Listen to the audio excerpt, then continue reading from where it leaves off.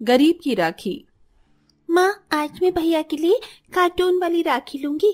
पता है, मेरी सभी सहेलियों ने रक्षाबंधन पर अपने भाइयों को बांधने के लिए कार्टून वाली राखी ली है।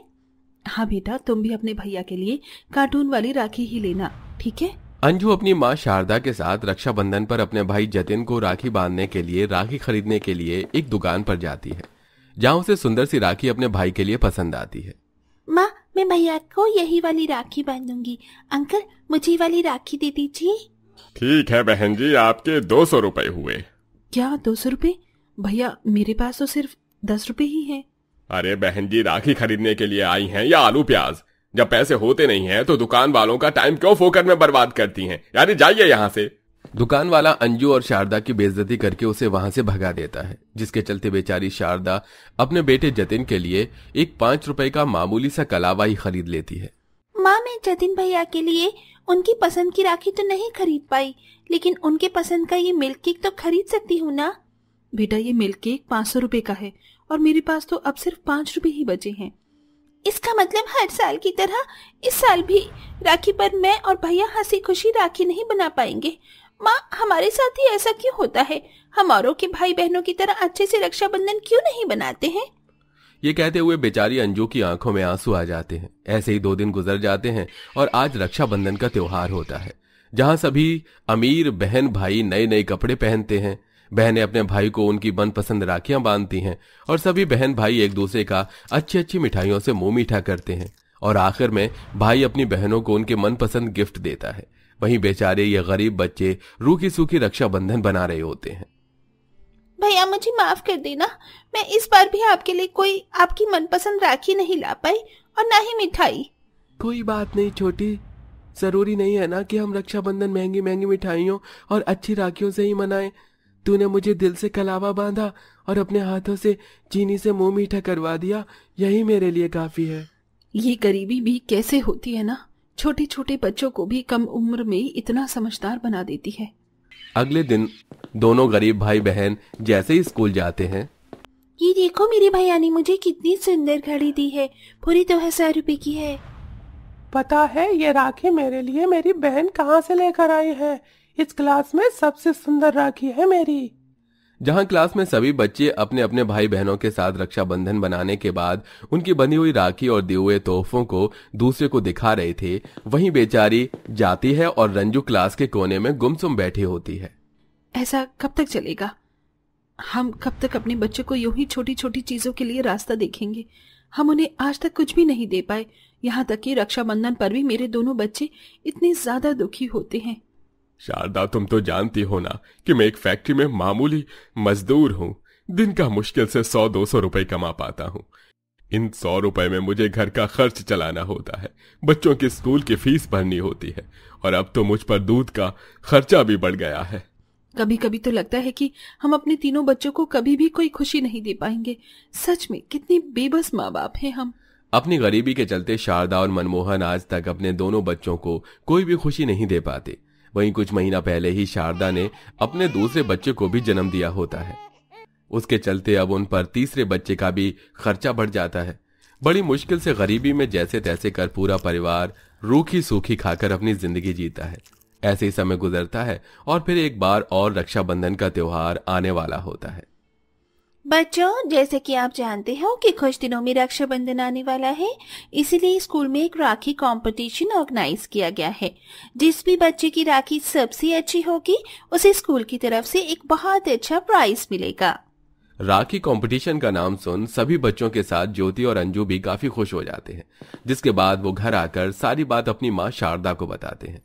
लेकिन बच्चों, राखी बनाने के लिए तो तुम्हें बाहर से सामान खरीदना होगा और राखी बनाने का सामान भी काफी महंगा आता है, तो तुम कैसे राखी बनाओगे? आप दुखी मत हो, हमने सोच लिया है कि हम लोग राखी कैसे बनाएंगे। दोनों बहन भाई अपने घर में रखे हुए छोटे मोटे कपड़ों को इकट्ठा करते हैं और साथ ही कुछ कपड़ों के अंदर से मोतियों को भी निकाल लेते हैं और घर के अंदर में रखे कलावे को भी अपने राखी बनाने के सामान में शामिल कर देते हैं। और अब दोनों बहन भाई इन्हीं जमा की हुई चीजों से एक सुंदर सी राखी बनाकर तैयार कर देते हैं। देखा अंजू, बिना बाहर से सामान खरीदे घर की चीजों से ही हमने कितनी सुंदर राखी बनाकर तैयार कर दी। अब देखना, इस राखी कंपटीशन को तो हम दोनों ही बहन भाई जीतेंगे। जतिन की कही हुई बात और दोनों भाई बहनों की मेहनत रंग लाती है। उनकी बनाई हुई हैंडमेड राखी स्कूल में टीचर को काफी ज्यादा पसंद आती है, जिसके बाद अब उन्हें फर्स्ट प्राइज दिया जाता है। दोनों बहन भाई फर्स्ट प्राइज लेकर खुशी खुशी घर लौट रहे होते हैं कि तभी रक्षाबंधन के करीब आने के दिन पर मार्केट में कई जगहों पर राखी के स्टॉल खुल गए थे और उन पर लोगों की काफी भीड़ भी लगी हुई थी, जिसे देख दोनों भाई बहन को अब एक नई तरकीब सूझती है और वो अब जल्दी से घर आते हैं। माँ, एक बार हमारी बात मानकर तो देखो, जब हमारी बनाई हुई खूबसूरत राखी स्कूल में सभी को पसंद आई तो बाहर के लोगों को क्यों नहीं पसंद आएगी। वैसे भी रक्षाबंधन पर तो हर कोई राखी खरीदता है और आप देखना, हमसे भी राखी लोग खरीदेंगे और हम भी अच्छे खासे पैसे कमाएंगे। शारदा अब अपने दोनों बच्चों के साथ मिलकर घर में रखी हुई छोटी मोटी चीजों से तरह तरह की खूबसूरत राखी बनाती है और अब अगले दिन से ही दोनों बच्चों के साथ जाकर मार्केट में खूबसूरत राखियों को बेचने की कोशिश करती है। राखी ले लो राखी, हाथ की बनी हुई रंग बिरंगी सुंदर सुंदर हीरे मोती चमकीली वाली राखी ले लो राखी। आई आई और रंग बिरंगी राखी ले आई। ऐसी राखियां तो आपने कहीं पर भी नहीं देखी होंगी, सिर्फ 30 रुपए राखी है। तीनों माँ बच्चे काफी देर तक आसपास से गुजर रहे लोगों को राखी लेने के लिए कहते हैं, लेकिन कोई भी उनसे राखी नहीं खरीदता। ये लोग हमसे राखी क्यों नहीं खरीद रहे हैं? कितनी सारी मेहनत से राखियां बनाई हमने, हमारा तो सब कुछ बर्बाद हो गया। नहीं भैया, हम इतनी जल्दी हार नहीं मान सकते। अब देखना, हमारी बनाई हुई राखियां जरूर बिकेंगी। अंजू अपनी माँ और अपने भाई को काफी हौसला देती है, लेकिन ये हौसला उन दोनों को ही कोई काम नहीं आता। आसपास बनी बड़ी बड़ी बहुत सुंदर दुकानों से ही लोग राखियां खरीदने लगते हैं और अगर एक दो कस्टमर उनके पास राखियां लेने आते भी हैं तो भी वो राखी उन्हें कुछ ज्यादा पसंद आती नहीं है। ये कितनी अजीब राखियां हैं, मेरे भाई को तो ऐसी राखी बिल्कुल भी पसंद नहीं है। चलो हम कहीं और से खरीदेंगे। 3 दिन तक लगातार मेहनत करके राखी बेचने पर गरीब की राखी कोई नहीं खरीदता, जिसके चलते अब उनका हौसला धीरे धीरे कम होने लगता है। भगवान, अब तो ही अपना कोई चमत्कार दिखा, वरना इस साल भी मेरे बच्चे राखी का त्योहार हंसी खुशी नहीं बना पाएंगे। भगवान, अब तो हम गरीबों पर अपनी आंखें खोल लो और अपनी दया दृष्टि हम पर डाल। शारदा मन ही मन इतना बोल ही रही होती है कि तभी एक बड़ी सी गाड़ी आकर उस मार्केट में रुकती है, जिसमें से एक स्नेहा नाम की लड़की उतरती है और सीधा शारदा के ठेले पर आती है। आसपास जितनी भी राखियां दिख रही हैं, ये राखियां उनसे थोड़ी सी अलग हैं।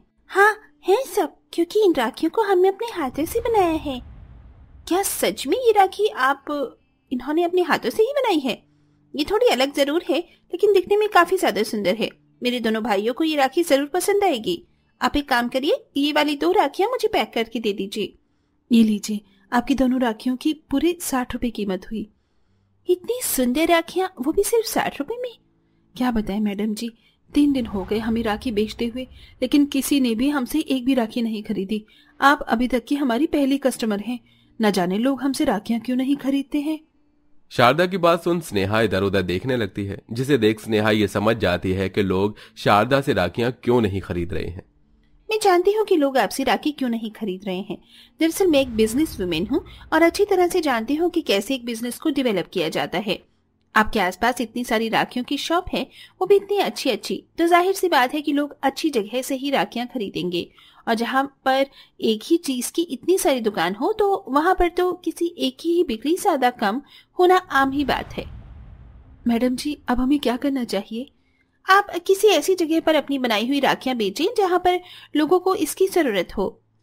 राखी खरीदकर स्नेहा चली जाती है, जिसके बाद अब तीनों माँ बच्चे मार्केट में राखी बेचने की बजाय हाई सोसाइटी वाले एरिया और ऐसी जगह पर जहां पर राखी की दुकान कम से कम होती हैं वहां पर अपनी राखी बेचती हैं, जिसके चलते अब लोग उनसे ही राखी खरीदना शुरू करते हैं, जिससे उनकी बिक्री भी अब काफी अच्छी होने लगती है। मुझे तो यकीन ही नहीं हो रहा कि इस एक दिन में हमारी सारी राखियां बिक गई। अब इस साल भी मेरे दोनों बच्चे और बच्चों की तरह ही हंसी खुशी अच्छे से रक्षाबंधन का त्योहार सारी मना राखियां बिकने की वजह से शारदा की काफी अच्छी कमाई हो जाती है, जिससे शारदा अपने तीनों बच्चों के लिए नए कपड़े लाती है। बेटे के लिए सुंदर सी राखी और बेटी के लिए एक सुंदर सा तोहफा भी लाती है।